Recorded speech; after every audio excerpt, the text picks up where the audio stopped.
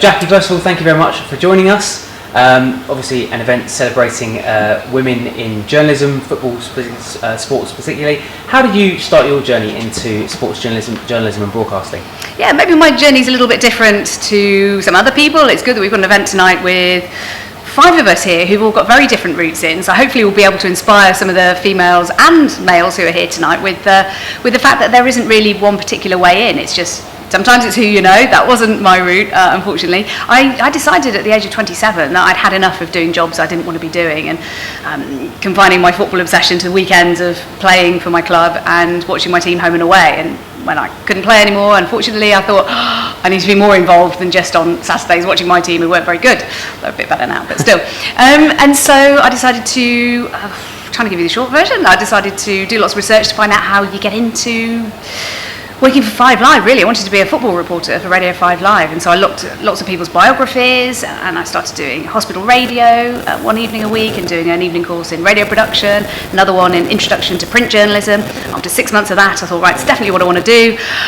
Couldn't just go straight into getting a job because it was so hard. Loads of people had proper qualifications, so I gave everything up and spent a summer doing full-time work experience, sleeping on friends' floors, and went back to uni and did a postgraduate diploma in broadcast journalism. And as soon as I got there, I wrote to all the local BBC stations and said, can I come in? And one thing led to another. I did some non-league football for Radio Leeds for the time that I was at Sheffield for my postgrad, and loved it. Made the patch my own and just learnt how to be a journalist, how to build contacts, how to get stories, how to share stories, how to write for broadcast. And finally I found something that I really, really desperately wanted to do, and I took it from there. And the harder I worked, the more opportunities came up, and I was freelance. I took work here, there, overnights, one day in London, next day in Birmingham, next in Leeds where I was living, and just threw everything at it. So that was my way in, but there are lots of different paths, and some of them involve a bit more sleep and probably a bit more of a social life and a love life, I'd have thought.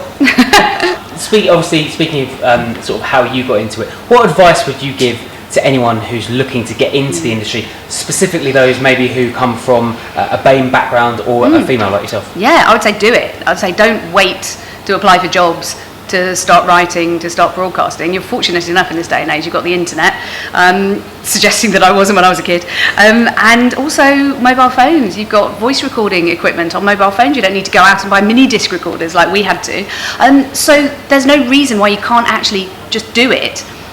Listen to broadcasters if that's your thing, write articles, read about different publications and the different structures of articles, whether it's a full-time on the whistle match report, whether it's a reflective match report, or whether it's maybe not a column piece, but something a bit more newsy, in-depth.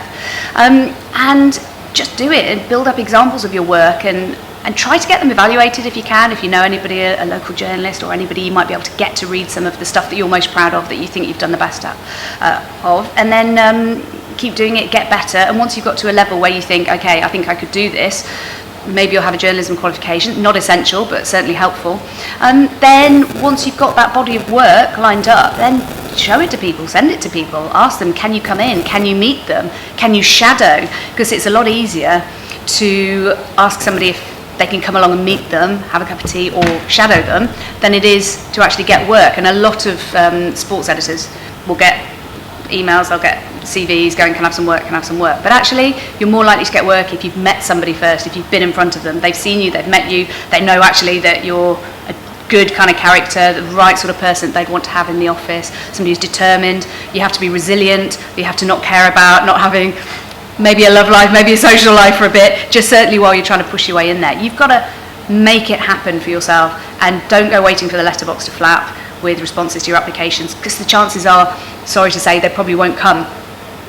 So you've just got to make it happen for yourself.